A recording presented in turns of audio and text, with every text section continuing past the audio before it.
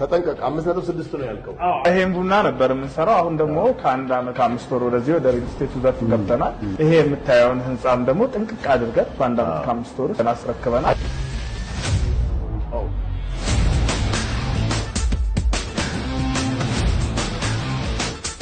ይሄው ስንት ካሬ ነው 71 ካሬ ተጠንቀቅ 5.6 ነው ያልከው በ5.6 ሎክ እዚህ ጋር ሳሎን አለው እዚህ ጋር ደግሞ ሌላ እንግዳ የምታስተኛበት እንደገና ይሄ ማስተር ቤድሩም ነው ይሄ ደግሞ አንድ ማስተር ቤድሩም አለው አሜዚንግ ባዝሩሙ ራሱ የአንድ መኝታ ሰው እኮ አይመስልም እዛ ጋር ደግሞ ስትሄድ ክችኑ አለ